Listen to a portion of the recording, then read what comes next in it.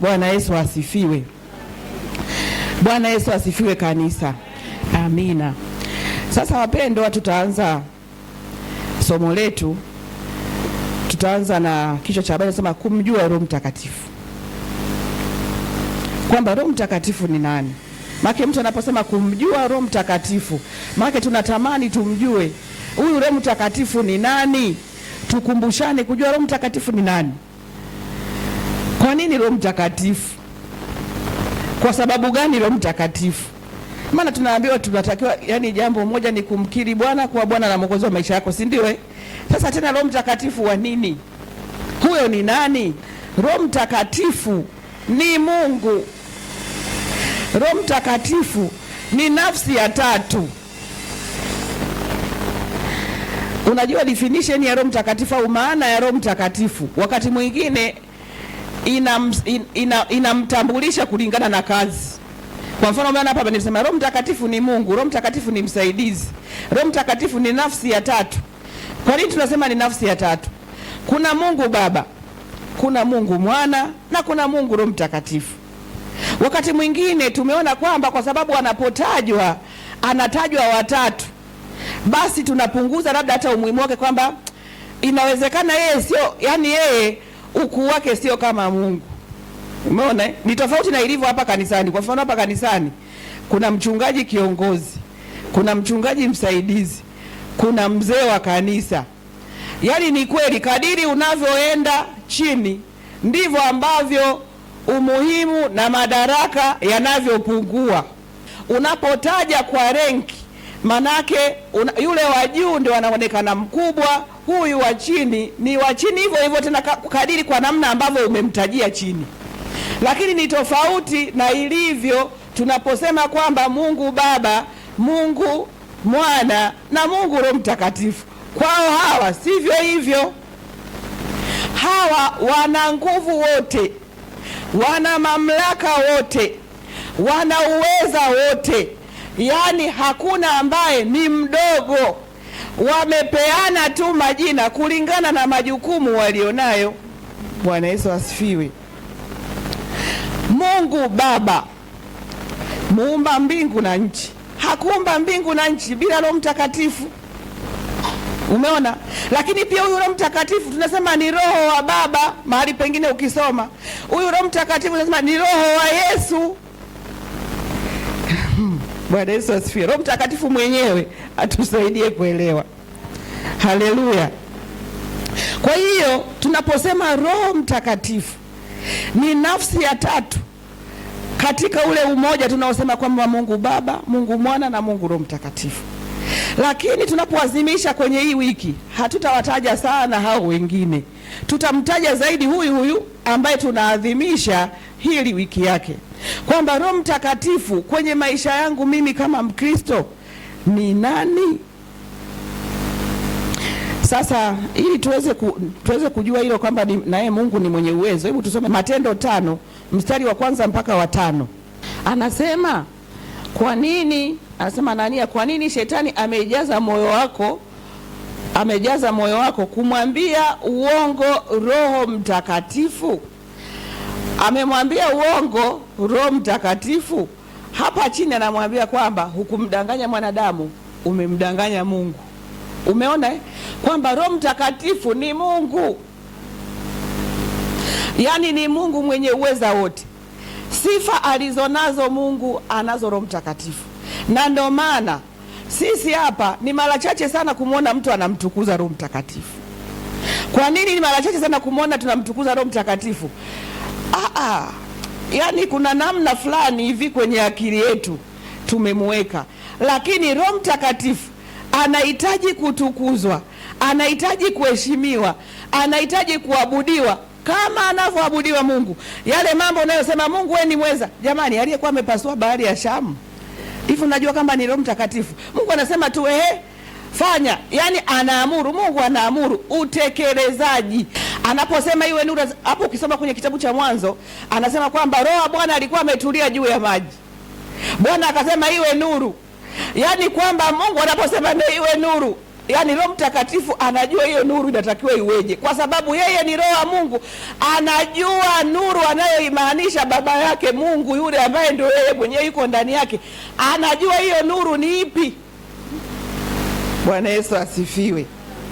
Kwa hiyo wapendwa, tunapokuwa tunaadhimisha wiki yetu ya Pentekosti, tunapokuwa tunamtafakari Roho Mtakatifu, natamani wiki hii mtafakari tu Roho Mtakatifu. Tafakari matendo yake, tafakari wema wake, tafakari anavyokuongoza, tafakari. Tutajifunza vitu vichache, sijui kama tutaweza kufika mahali.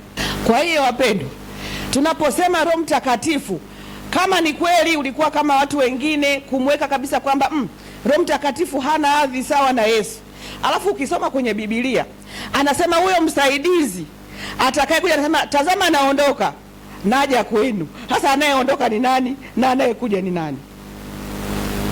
Mmeelewa wapendwa?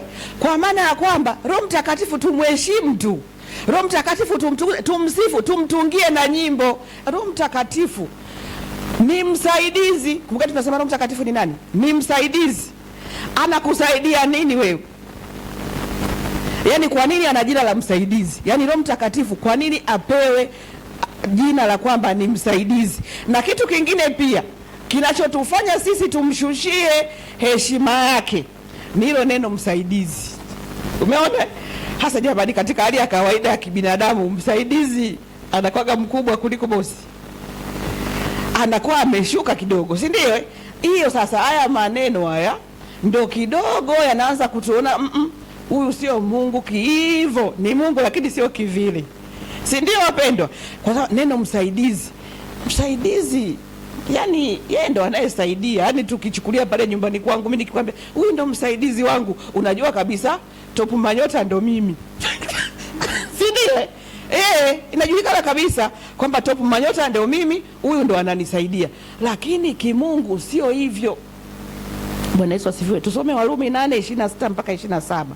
Huyu Roho Mtakatifu tumepewa sisi. Ndio maana aliwaambia wale wanafunzi wake, msitoke mpaka mpokee ile ahadi ya Baba. Kwa nini mpaka mpokee ile ahadi ya Baba? Kwa sababu nyinyi, kuna neno lingine linasema hivi, pasipo mimi nyinyi hamwezi jambo lolote. Kwa hiyo mimi ni wa kuwasaidia kufanya hayo mnayoyafanya. Hivi jamani, tunaelewa maana ya lolote? Maana sisi tumechambua. Sio mambo yote tunataka Roho Mtakatifu atusaidie. Kuna mambo tumeyachambua ambayo Roho Mtakatifu atatakiwa kutusaidia. Mengine kiukweli tunayo elimu ya kuyafanya, tunayo utaalamu wa kuyafanya. Tumeambiwa pasipo mimi ninyi hamwezi jambo lolote. Na hapa tunasema kwamba huyu msaidizi aliyewapa ninyi, huyo Roho aliyewapa ninyi. Na tumeona hawa wenzetu waliambiwa msitoke mpaka mtakapoipokea ahadi ya Baba. Kwa maana ya kwamba mimi nijione kabisa kwamba kama najiona nguvu za Roho Mtakatifu zimepungua ndani yangu, sitakiwi kutoka, sitakiwi kufanya chochote mpaka nihakikishe nimeweza kurejesha zile nguvu za Mungu. Maana ipo namna, kuna kusoma neno, kuna kuomba, kuna kuwekea mikono kama ni kujazwa na nini. Kwamba yani mimi, kwa sababu ninajifahamu hapa, naongelea kwa wale ambao wameshaokoka, najua na nguvu za Roho Mtakatifu, kwamba mimi sinitajiona kabisa kwamba hapa najiona nimepungua. Sasa kama nimepungua, nisitoke. Isiwe tu kwamba eti ajazwa ambaye hajaokoka. Mimi mwenyewe nisitoke.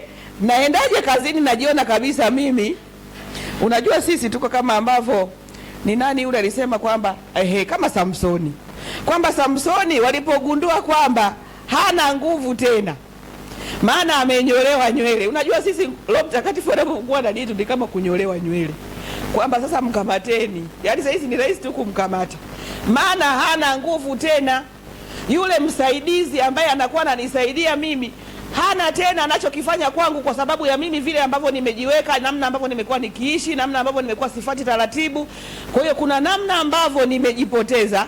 Sasa wanasema jamani, yule mpendwa wetu ambaye anapenda kukemea mapepo hana tena nguvu, hana tena. Yule anayetukanyagaga hana tena nguvu ya kutukanyaga, tumkamate. Ndio pale ambapo tunajikuta ila wewe mwenyewe moyoni unajua kitu ambacho mimi nampenda Mungu. Hauhitaji kuambiwa na mtu kwamba mpendwa. Yaani ukiona mpaka mtu anakuja, yaani wewe sasa hali imeshakuwa mbaya, hadi wewe mwenyewe uliisikia na ukutaka kuifanyia kazi, lakini wewe mwenyewe unaona tu mimi hapa sijui nikoje, alafu unakosa hata ile amani. Yaani mimi jamani, ndio utasikia jamani, mimi mwenzenu sijui nikoje, yaani nasikia kuchoka, yaani hata siombi. Unafikiri kwa nini unalalamika? Unalalamika kwa sababu hapo unapoishi sio mahali pako, wapendwa. Yaani tayari ukishaokoka wewe, anasema ni tumehamishwa. Ni umehamishwa kutoka kwenye ulimwengu uliokuwa unaishi, umeingizwa kwenye ulimwengu mwingine. Ni kama samaki aliyetolewa kwenye maji, anaishi kwenye maji. Hasa wewe tayari wewe ni wa kwenye maji. Unapopelekwa kwenye nchi kavu, unajua kabisa kwamba mimi niko nchi kavu. Bwana Yesu asifiwe. Sasa kama unajua kama wewe uko nchi kavu, haya nini ufanye ili urudi? Hayo tutajifunza baadaye. Lakini kama nilivyosema mwanzo, habari za Roho Mtakatifu hizi tunazosimuliana saa hizi hivi, tunakumbushana. Hakuna habari mpya ya Roho Mtakatifu. Tunakumbushana tu kwamba wapendwa, huyu msaidizi tuliyeambiwa tutatumiwa sisi, atatukumbusha yote, atatufundisha yote. Yohana 14:16 anasema, nami nitamuomba Baba, naye atawapa msaidizi mwingine ili akae nanyi hata milele. Kwa nini anasema msaidizi mwingine? Kwa sababu Yesu yeye alipokuwepo duniani alikuwa anawasaidia watu, lakini alipokuwa anaondoka akasema inanifaa mimi niondoke ili aje huyo msaidizi, na huyo msaidizi mwenyewe ndio Roho Mtakatifu. Hasa ukisoma kwenye 26 hapa anasema hivi, lakini huyo msaidizi, huyo ninayewaletea, huyo Roho Mtakatifu. Kumbe tunasema Roho Mtakatifu ni nani? Ni msaidizi. Huyo anayetuletea sasa, anayekaa ndani yetu, aliyemleta akae ndani yetu, huyo Roho Mtakatifu ambaye Baba atampeleka kwa jina langu. Umeona Tunasema Roho Mtakatifu ni Mungu, atampeleka kwa jina lake. Jina lake ni nani? Jina lake ni Yesu, jina lake ni Mungu, anampeleka kwa jina lake. Kwa hiyo unachoweza kuelewa kirahisi, ambacho mimi nimekuwa nikijielewesha, ni kwamba Mungu alikuwa anajibadilisha fomu. Yaani haiwi tena kama huyu unayemuona, anataka kuakti ndani yako. Sio hivi kwamba Averini naomba peni, anaongelea hapa ndani. Anataka tuwe pamoja, tuwe mmoja. Ndio anasema mimi niko ndani yenu na nyinyi mko ndani yangu. Bwana Yesu asifiwe. Amen. 26 anasema atawafundisha yote na kuwakumbusha yote niliyowaambia. Atatufundisha yote, atatukumbusha yote. Tuache kuhusu kuja kutukumbusha, kwenye kutufundisha yote. Jamani, hivi huyu msaidizi ni kweli anatufundisha yote? Umempa nafasi wewe ya kukufundisha yote? Hapana. Na mambo nimemchagulia kunifundisha, na yanapokuwa yamenishinda simpile nafasi ya kuona mimi siwezi kitu chochote. Kuna siku hapa tulikaa kwenye nani ya viongozi, nikasema nilikuwa nasoma kitabu kimoja. Anasema huyo mtumishi mmoja alikuwa anaitwa Pentecost. Yaani anaonekana alikuwa ni Pentecost. Kweli kweli mpaka wakampa jina la Pentecost. Anasema nikaamua kumfuata nimwambie hivi kwamba I want to please God. Yaani kwamba mimi natamani kila ninachokifanya nimfurahishe Mungu, na ndio tamaa ya kila mlokole. Kwamba anatamani kila anachokifanya amfurahishe Mungu. Anasema yule baba akunijibu kitu akaniacha. Lakini kesho yake akanifuata, akanisonta hivi kwenye ukuta, akaniambia don't try. Yaani kwamba usijaribu kutaka kumfurahisha Mungu. Si utaona ni sentensi ngumu kwamba jamani atasemaje huu usijaribu kumfurahisha Mungu. Akasema be submissive. Yaani be submissive, yaani wewe jiachilie. Unajiachilia kwa nani? Kwa Roho Mtakatifu.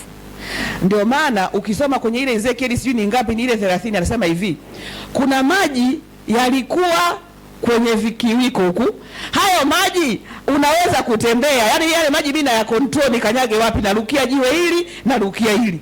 Lakini kuna maji hadi sasa ndio huo uwezo wa Mtakatifu ambao wewe unakuwa nao. Maji mengine sema yanakafika sijui hapa, mengine sijui kiunoni. Lakini kuna maji ambayo anasema yalikuwa ya kukarikisha, hawezi. Maji yanampeleka yanakotaka. Ndivyo sisi tunavyotakiwa tuwe kwa Roho Mtakatifu. Ndio huko sasa umejiachilia kwake, yeye anakupeleka anakotaka. ananipelekaje ninakotaka na mimi nimesoma. Umeona? Ananipelekaje ninakotaka, hiki kitu mimi ninaufahamu nacho kuanzia siku nyingi. Kihistoria kiko hivi, ataniambiaje? Ndio hapo tunapokwamia. Anasema kwamba atatufundisha yote. Hivi Roho Mtakatifu nimpe nafasi ya kunifundisha kupika wali? Mimi wali sijui kupika. Wali napika tangu darasa la 3.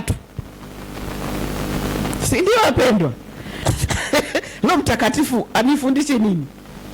Ndipo tunapokwama. Lakini amesema atatufundisha yote. Jamani, hakusema kwamba kwa kweli atakuwa ni mambo ya kanisani, mambo ya pambio, ukitaka kutunga wimbo wa kanisani ndio nitakao kufundisha. Hakusema. Alisema yote, atawakumbusha yote. Hii mistari tunayokuwa tumesoma kwenye Biblia, vile unaomba unakuta kuna kamstari kamechomoka, umekapataje? Ni Roho Mtakatifu. Huyo ndio msaidizi wetu kuniambia kwamba nice mwanangu, hicho unachokiomba ngoma yake ya kusimamia hii hapa. Baba yako kaishasema kwamba watashindana na wewe, hawatakushinda. Mbona unahangaika na huyo mtu? Hebu sema hili neno. Unaanza kulisema. Unafikiri ni mimi? Sio mimi, ni Roho Mtakatifu. Sasa anaposema kwamba yeye ni msaidizi kwa sifa, kwa maana, jamani, anatakiwa kuwa msaidizi kweli. Biblia imesema hivi, anajishughulisha sana na mambo yetu. Anajishughulisha sana na mambo yetu. Sasa unaposoma hilo neno la anajishughulisha sana na mambo yetu, yani usianze kusema ni Mungu, huyo sio Roho Mtakatifu. Tumesema Roho Mtakatifu ni Mungu. Roho Mtakatifu neno ndio upanga wake wapendwa. Tunajua upanga wa Roho ni neno. Sasa neno la Mungu linasema yeye anajishughulisha sana na mambo yetu. Haya, wewe kwako anajishughulisha na mambo gani? Ninaposema kwako ni vile uko mbele yako, ni pamoja na mimi. Yaani wewe uko mbele yangu unasema wewe kwako anajishughulisha na nini? Lakini hata mimi anajishughulisha na nini? Yaani ni vitu gani ambavyo wewe unaona kabisa kwamba vimeshindwa kumshirikisha hakufanya? Ni namna gani ambavyo sisi tumeona kabisa kwamba lakini ni swala la mimi kuamua niendelee kuteseka au nikubali kuongozwa na Roho Mtakatifu. Wapendwa, kila mtu ajichagulie mwenyewe, ajiwekee sample ya vitu. Kwamba Roho Mtakatifu mimi utaniongoza kwenye hili na hili na hili. Nikwambia Roho Mtakatifu anakuongoza kwenye mambo uliyomchagulia pia. Yaani Roho Mtakatifu, nasema kuna dada mmoja anasema kana Roho Mtakatifu ni gentleman. Haingilii vitu ambavyo hujamuingiza wewe. Eti kwa sababu nimesema utaniongoza kwenye mavazi, aniongoze na kwenye kula. Atadili na mavazi hayo nice. Simesema ni kuongoza kwenye mavazi. Wala anaka kielele baba watu. Tujini baba si nani. Anakuongoza kwenye mavazi tu. Kuhusu kula mpaka utakapomwambia Roho Mtakatifu, ninaomba uniongoze. Hivi leo nimjibuje yule mtu aliyefanya hivi? Haanzi. Lakini kumbuka neno linasema hivi, Roho Mtakatifu anatutamani kiasi cha kuona wivu. Kwa nini anaona wivu? Kwa sababu anatamani ungemshirikisha. Yaani ni sawa na mimi hapa nimekaa na kukuta wewe na huyu mnateta kitu. Si umeona? Mimi kwa umbea wangu kisikio sikinasikia hapo. Nasema jamani, hili jambo mbona kama wanazunguka? Jibu mimi ninalo. Ila sasa si watasema sasa mbona naingilia mazungumzo yasiyonihusu. Ngoja tu nitulie. Sasa Roho Mtakatifu ndio zaidi. Hamjamshirikisha, hujamwambia, ananyamaza kimya. Lakini hivi mtu anayekutamani kiasi ya kuona wivu, manake kwamba ukisubutu kusema anafanya. Ukisubutu tu, watu wa mjini wanasema ukijitela, ukasema Roho Mtakatifu, bada anajua eti hiki ni vipi, anakutokea. Wapendwa, nimesema hivi, Biblia imesema onjeni muone ya kuwa Bwana ni mwema. Hivi mnajua kwa nini alisema onjeni muone? Maana yake wewe, hebu jaribu kwenye jambo fulani la kwako tu. Sema hili Roho Mtakatifu mimi ninakutumainia wewe, ninakuwezesha wewe ndio ufanye. Alafu uone itakuwaje. Vitu hivi wanasema mazoezi ya utaua yafaa sana. Mazoezi ya utaua yafaa sana. Kwa nini? Neno unalolisikia, mambo ambayo umefundishwa, yaweke, anza kuweka kwenye matendo. Je, walivyosema uchoyo Mungu hapendi, lakini pia mtu anaweza akaacha uchoyo. Ni kweli mtu anaweza kuacha uchoyo, mbona mimi siwezi? Sasa kama ni kweli, Mungu nataka unione kwenye uchoyo wangu mimi namna ninavyoweza kuuacha. Unaanza hatua. Juzi tulikuwa nasoma tunakuwa najifunza na wapendo wangu hapa kwamba kuna hatua sasa unaanza. Ikiwa wewe, mimi jana leo nimejifunza jana kuhusu uchoyo na nikaelewa, leo akaja mtu kuniomba nikamnyima, nitajisikia vibaya. Atakuja mtu mwingine nitampa, lakini kwa manunguniko. Kumbuka nimeanza kuvuka eti. Sawa, nimenungunika lakini nimetoa. Umeona?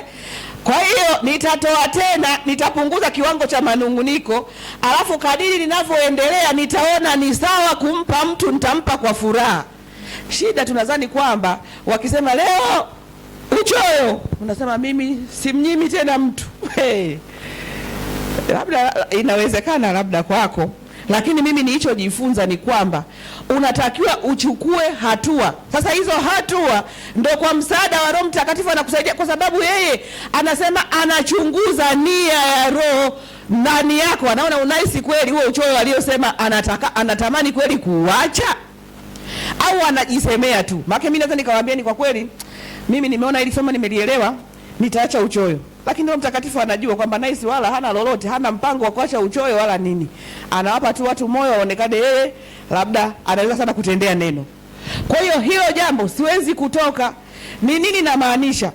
Kwa msaada wa Roho Mtakatifu tunaweza kupiga hatua zetu za kiroho kwenye kila eneo la maisha yetu. Tunaweza kupiga hatua za kimwili kwenye kila eneo la maisha yetu. Kwenye maeneo yote wapendwa, ni kwa msaada wa Roho Mtakatifu. Amesema nitawakumbusha yote. Amesema nitawafundisha yote. Hujui nini? Hujui nini wataka kufundishwa? Maneno si tunasemaga ndio haya ya kusimamia. Roho Mtakatifu umesema utanifundisha yote. Roho Mtakatifu sijui jambo fulani.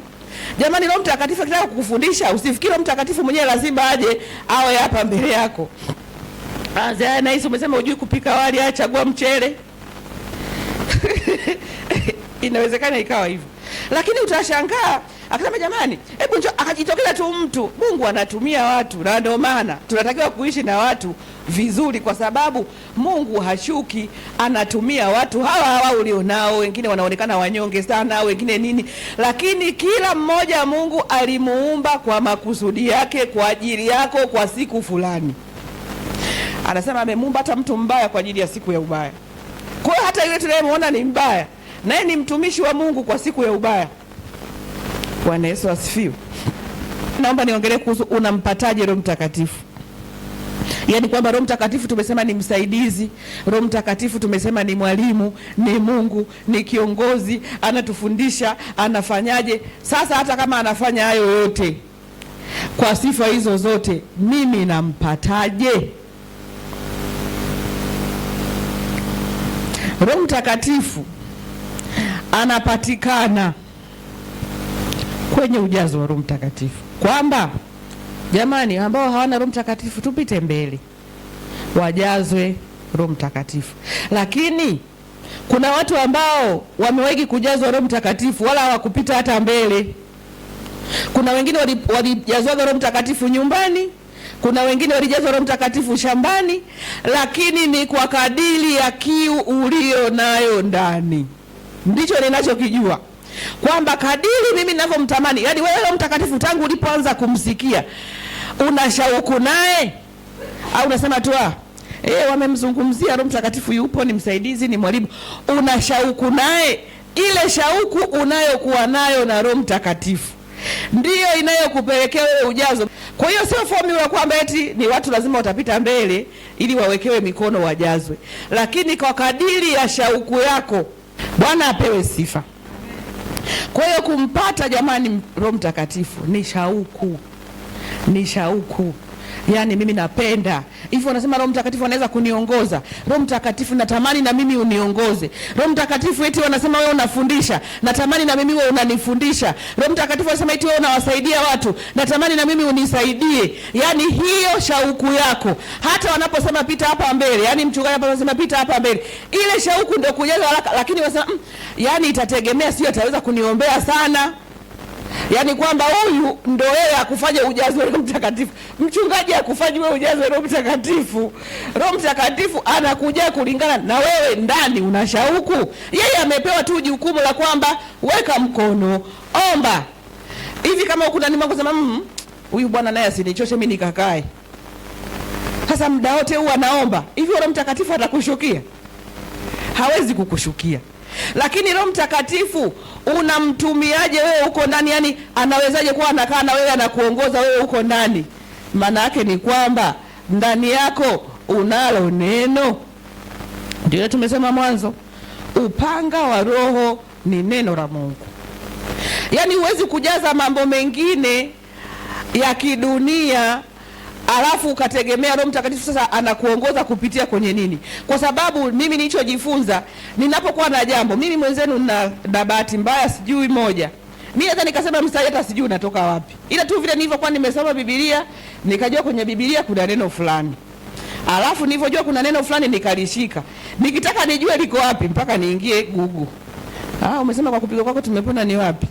Hayo kwa kupigwa kwako Isaya sijui ngapi ndio inakuja. Lakini najipa moyo kwamba hata Yesu alivyokuwa namjibu shetani hakutaja Isaya wala hakutaja Mathayo. Au wewe mzangu ulimwona? Kwa swala mimi niwe na neno, Roho Mtakatifu anauchomoa huo mstari pap, unaomba.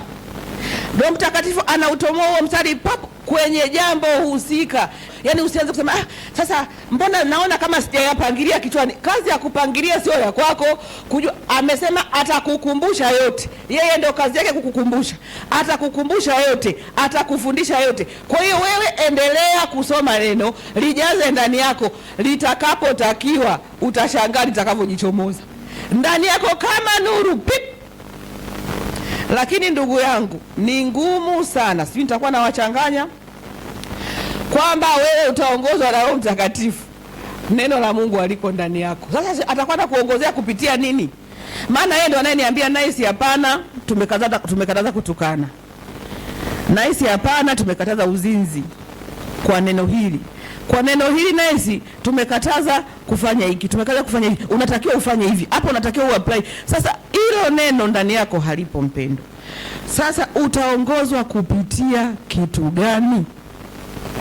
Kwa hiyo huyu neno Roho Mtakatifu tunasema ni msaidizi wetu, tunasema ni mwalimu wetu, tunasema kiongozi wetu, ili aweze kukaa ndani yetu. Kitu anachotaka atukitumie upanga wake Roho Mtakatifu ni neno la Mungu. Hilo neno la Mungu halijakaa ndani yako mpendwa, yani maisha yanakuwa magumu vile vile. Roho Mtakatifu anapenda atakaposema hilo neno lake ulitii. Kitu kibaya sana kilichopo ni kwamba Roho Mtakatifu unajua hana kelele. Tofauti na shetani. Kwamba shetani anaweza fanya hivi, anakuhimiza, yani anakupampu, yani kama vile ukiwa na shoti, bwana wewe, yule yani yule shoti mwenye makelele. Lakini Roho Mtakatifu anakuletea tu kwa upole. Hivi nice. Haujafanya, anatulia. Hana makelele mengi, hana sauti kubwa ya kutaka kukwambia, yani nice nimekwambia ufanye, usifanye. Kitakachofuata tu ni huzuni. Ndio utagundua hivi mimi kwa nini nimefanya hivi? Alafu jamani, nilisikia ndani yangu nifanye hivi, sikufanya. Inayofuata ni huzuni. Lakini sasa ukimsubiri Roho Mtakatifu kwamba atanishurutisha. Ingawa mimi nimesoma neno moja hivi niliwaambia ni juzi. Nikasema nikamwambia Mungu, naomba unisaidie na mimi kwenye mambo ambayo unaona na lega, unishurutishe. Maana Rutu alipoambiwa toka kwenye mji huu tunataka kuuchoma, alikuwa anajishikashika tu, mara ameingia ndani, mara ametoka. Ndugu, toka, tunataka tuchome. Mpaka malaika wakaamua kumshika kwa nguvu. Basi Mungu anipe na mimi hiyo neema. Akiona najishikashika jamani, anipe neema ya kunifanyia kwa nguvu. Sasa tunaambiwa kabisa Nuhu naye alipata neema, Rutu alipata hiyo neema. Sasa wapendwa, tunapozungumzia habari za Roho Mtakatifu, ndio Ukristo wenyewe. Hakuna Ukristo nje ya Roho Mtakatifu. Hakuna namna utakayosema mimi nitashinda dhambi nje ya Roho Mtakatifu. Dhambi utatenda tu. Yaani ikiwa wewe utendi dhambi, usifikiri ni ujasiri wako. Ni nguvu ya Roho Mtakatifu itendayo kazi ndani yako. Kwa hiyo hauwezi kujitenga Ukristo wako na nguvu ya Roho Mtakatifu kwenye maisha yako.